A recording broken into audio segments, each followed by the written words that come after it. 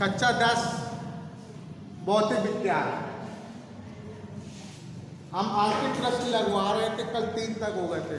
कुमार मित्तर की किताब के अंकित प्रश्न लग रहे हैं जो आपके विद्यालय में चलती। तो चौथा सवाल आपके सामने लिखा है, औसत दर्पण की फोकस दूरी 10 सेंटीमीटर है। दर्पण से 20 सेमी की दूरी पर स्थित वस्तु का प्रतिबिंब दर्पण से कितनी दूरी पर बनेगा, ये चीज पूछी है। दर्पण से कितनी दूरी पर बनेगा, यानी बी निकालना है। क्या निकालना है? बी निकालना है। ठीक है, तो हमने आपको बताया था, फिर नोट कर लीजिए। उत्तर दर्पण की फोकस दूरी धनात्मक होती है। मैं बार बार बताता हूँ, लड़के कहते मैं समझ नहीं आता कब प्लस होगा कब माइनस होगा। क्योंकि बात ही मैं आपको बता रहा हूँ, उसको नोट करते जाइए। उत्तर दर्पण की फोकस दूरी सदा हमेशा प्लस होगी और औसत दर्पण की फोकस दूरी सदा ऋणात्मक होती है, माइनस।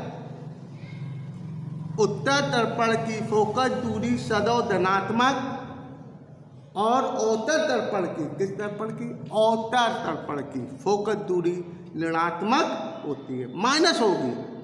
अब कोई कह दे वह समझे भी नहीं आ रहा, अब बताओ कैसे समझ में नहीं आया? किस दिया? दूसरे नंबर में नोट कर लीजिए, u का मान। आज अब मैं फिर बता रहा हूँ u, क्योंकि u दर्पण के सामने होता है। भाई बस तक की दूरी होती है u, तो u हमेशा, क्या बोला? u हमेशा ऋणात्मक होता है। लीजिए, मैंने आज बता दिया। u का मान हरदम कैसा लिया जाएगा भैया, बताइए? माइनस। क्यों?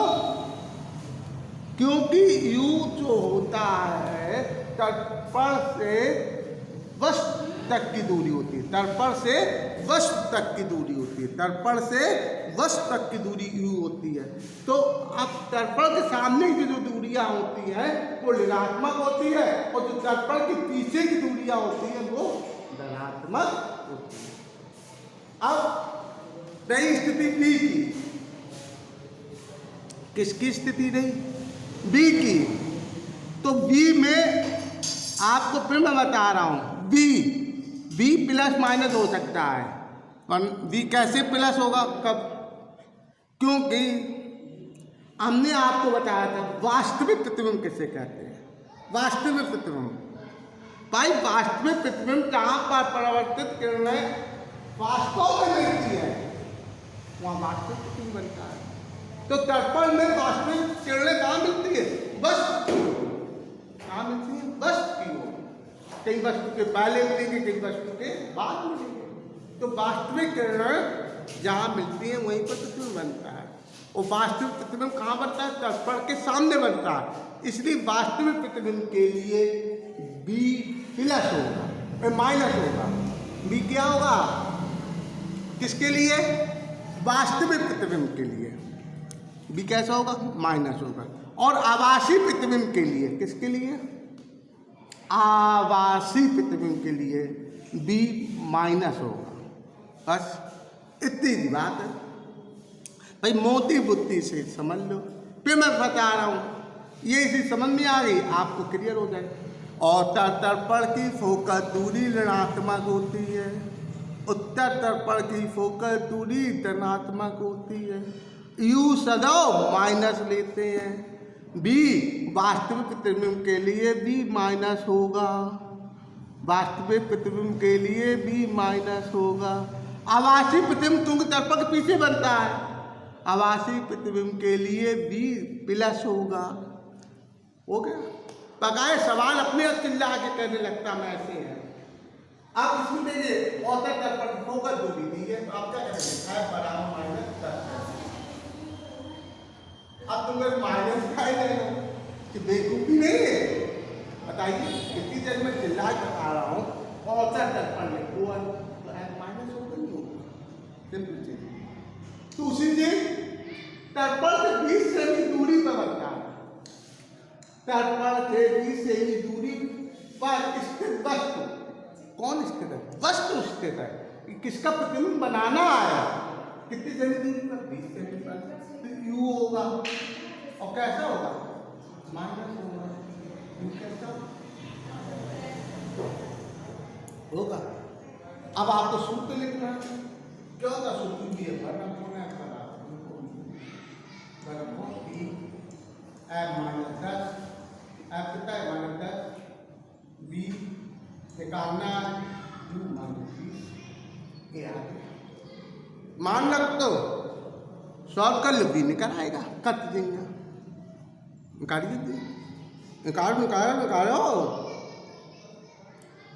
देखिए ये माइनस स्टेप ले आओगे तो -10 माइनस कितना हो जाएगा? प्लस 1/20 बराबर 20। अब इसका लासा लिया जाएगा, 20 आएगा, 10 का मान किया -2 प्लस 1 तो माने 1/20 बराबर -20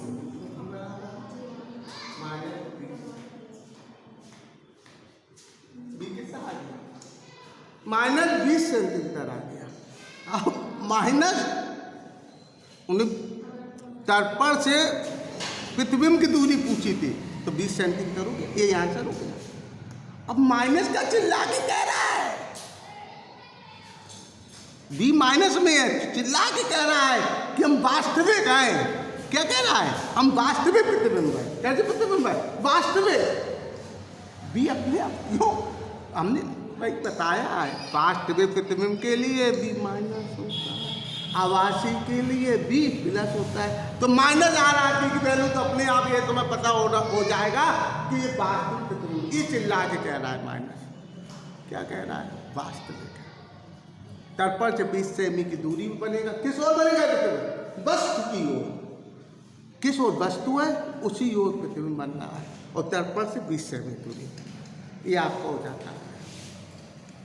इसी क्रम को आगे बढ़ाते हुए सवाल नंबर 5वां, एक 3 सेमी लंबी वस्तु, कैसे नहीं 3 सेंटीमीटर लंबी वस्तु की लंबाई दी है, ऊंचाई यानी कि 8 सेमी वक्ता त्रिज्या वाले उत्तर दर्पण के सामने, उत्तर दर्पण के सामने 12 सेमी पर मुख्य अक्ष के लंबवत लगती है। प्रतिबिंब की स्थिति, आकार व प्रकृति ज्ञात कीजिए। तो कोई सिंपल है हमारे साथ। देखिए वस्तु की ऊंचाई कितनी है?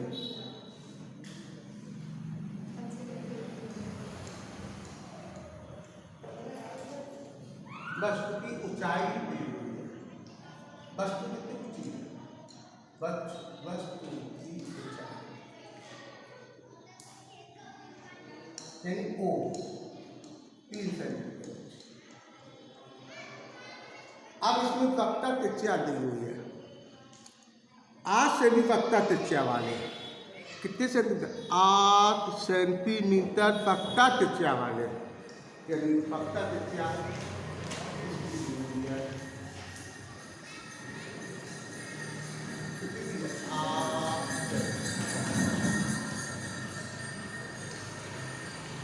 8 सेंटीमीटर वक्ता त्रिज्या। औसत दर्पण के सामने वक्ता त्रिज्या क्यों दी है? इसलिए दी है यार, सिर्फ दी है। वक्ता त्रिज्या से फोकस दूरी निकाल लेंगे। क्या निकाल लेंगे भाई? फोकस दूरी। अब यही नहीं पता हो तो क्या फायदा पड़ा है भाई? क्या पर आगे क्या बता रहा था?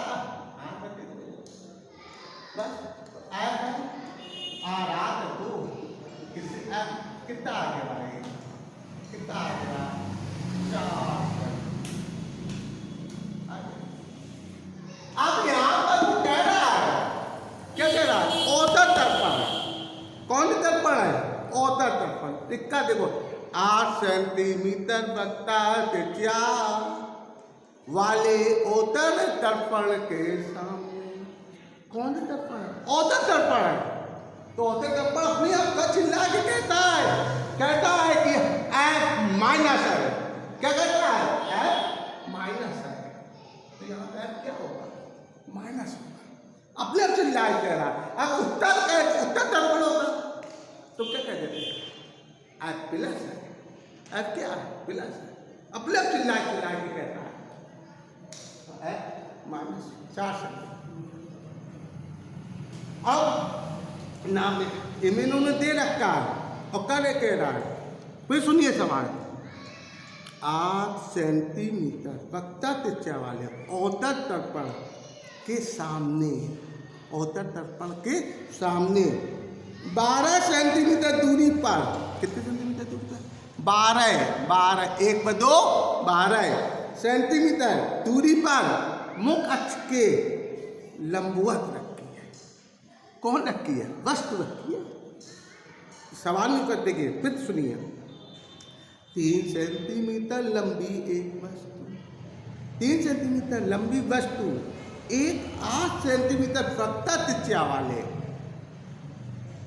वस्तु, नाम आया 3 सेंटीमीटर लंबी वस्तु 8 सेंटीमीटर वक्ता त्रिज्या वाले औसत दर्पण के सामने 12 सेंटीमीटर की दूरी पर मुख अक्ष के लंबवत रखी है।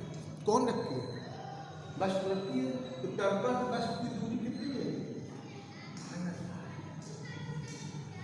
अब बनना चाहिए माने लगा 2 लगा तो बेवकूफी बात है कि नहीं है? क्यों? मैं शुरू से बता रहा हूँ। क्या बता रहा हूँ? यू माइनस होगा। यू कैसे जाए? क्योंकि भाई तो हम चित्र द्वारा ये देखिए ये होता है। अब वस्तु कहाँ रखी है? इधर। इसके पीछे तो नहीं रखी हो, बताइए। आगे रखी है तो इस तरह की दूरियां मान्य नहीं होती है और इस तरह की क्या होगा? माइनस होगा माइनस इसी माइनस होगा। और फिर हमने इसीलिए हमने हमेशा बताया यू आता माइनस रहेगा। क्योंकि यू क्यों माइनस रहेगा? क्योंकि वस्तु सामने रखी रहेगी। क्या वो लेंस हो क्या वो दर्पण हो, यू आता माइनस होगा, कभी भी प्लस नहीं। बस सिंपल चीज है। इतनी नहीं याद कर पानी पतंग करवाए तो बेकार है। यू माइनस होगा, एफ माइनस 4 आ गया। अब तुम बी नहीं निकाल पाओगे। वाह वही सुन यू पी एम में कर लो बना फोन एफ की कितना लिखो भाई? माइनस 4। बी निकालना है यू माइनस 12। अब माइनस 12 में कम नहीं जाओगे क्या? एक तो माइनस 12 लाएंगे ये शॉर्ट नहीं होगा। मैंने माइनस लाओगे तो प्लस हो जाएगा 1/b। अब तो दिन में आ गई कट्टा 4 की 5 की 12 लाखा लेना पड़ेगा। 4 3 12 -3 1 1/b तो -2/12 1/b तो बीवा कितना हो जाएगा? -12/2 तो बीवा -6 कितना हो जाएगा? -6 माइनस आ रहा है अभी तो माइनस भी आ रहा है तो क्या मिला तुमको भाई? ये मिल गया माइनस। फिर तुम माइनस का चिल्ला के कहता अभी मैंने बताया था वास्तविक है। फिर तुम कैसा है? वास्तविक। ये चिल्ला रहा है और क्या क्या चिल्ला रहा है? किस ओर बनेगा? तुम दर्पण के पीछे बनेगा क्या? नहीं बनेगा। तुम दर्पण के पीछे तब बनता तब बी प्लस होता। बी क्या होता? प्लस होता तो दर्पण के पीछे बनता। बी यहाँ पर माइनस आ रहा है। बी कैसा आ रहा है? माइनस आ रहा है। तो किस ओर बनना है? वस्तु की ओर, यानी दर्पण के सामने बनना है। किस ओर बनना है? दर्पण के सामने, वस्तु की ओर। वस्तु की ओर 6 सेंटीमीटर की दूरी पर बनता है। दर्पण के सामने 6 सेंटीमीटर की दूरी पर बनेगा। आ गया? प्रतिबिंब स्थिति, आकार व प्रकृति। ये प्रतिबिंब कैसा होगा? वास्तविक होगा। और वास्तविक है तो कैसा होगा? सीधा होगा क्या? खाक सीधा नहीं होगा। क्योंकि मैंने वो औसत दर्पण की स्थितियां पढ़ाई है। 6 स्थितियां 7 स्थितियां बताई। सब वस्तु अनंत में स्थित है। सब वस्तु अनंत और वक्ता केंद्र के बीच में है। सब वस्तु वक्ता केंद्र पर है। वक्ता केंद्र और फोकस के बीच में, फिर फोकस पर फोकस और ध्रुव के बीच में। सभी में प्रतिबिंब वास्तविक प्रतिबिंब कैसे बनते हैं? उल्टे। कैसे बनते हैं? उल्टे। तो भैया ये वास्तविक है तो अपने आप प्रतिबिंब कैसे होगा? उल्टा होगा।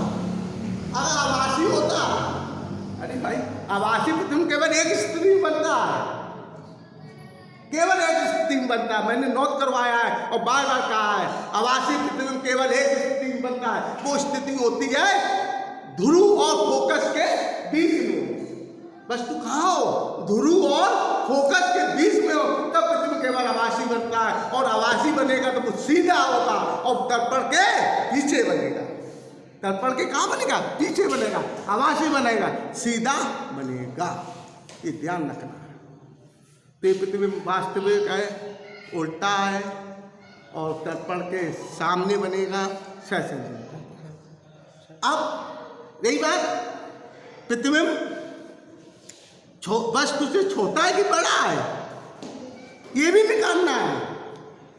प्रतिबिंब वस्तु क्यों, उन्होंने वस्तु की ऊंचाई क्यों दे रखी है, ये बताना। प्रतिबिंब वस्तु से छोटा है कि बड़ा है, ये ज्ञान रखना। तो क्योंकि वस्तु 3 सेंटीमीटर लंबी है तो प्रतिबिंब की लंबाई पूछी जाए। तो आपको मैंने बताया नहीं है क्या? बताया है। एक ही आवर्तन आई और ये सूत्र बताया है। इसका यूज कब करोगे? क्या अभी करना है? आई क्या है यहाँ पर? प्रतिबिंब की लंबाई। आई क्या है? प्रतिबिंब की लंबाई। ओ वस्तु की लंबाई। और बी और यू बताइए तुम लोग। मान रख दीजिए आपका आई निकालना है, ओ 3 है, बी -6 आया, यू -12, तो -1 कैंसिल, तो 6 दूनी 12, तो 3 उतर जाएगा, तो आई बराबर 3 बटे 2 और काय का -1.5।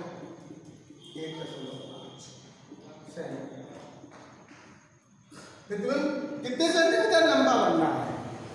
1.5 सेंटीमीटर लंबाई का प्रतिबिंब बनेगा। और ये कैसा आ रहा है? प्रतिबिंब माइनस आ रहा है। तो माइनस कब आएगा? प्रतिबिंब उल्टा है। प्रतिबिंब कैसा है? उल्टा। क्यों भाई? काटती तरह आपको गणित स्टूडेंट में काटती तरह में 4 प्रकार होते हैं। इस तरफ मिला, इस तरफ माइनस, ऊपर मिला, नीचे माइनस। अब माइनस आ रहा है तो प्रतिबिंब कैसा होगा? मुंह कस के नीचे की ओर बनेगा, उल्टा माने प्रदर्शित कर रहा है। इस तरीके से सवाल पूछाता है। आज हमने पूरी जड़ पत्ता सब कुछ बता दिया। अब ये वीडियो जरूर देखें आप लोग और आपको आगे बहुत सुविधा मिलेगी। जरूर देखें इस वीडियो को, ध्यान दें।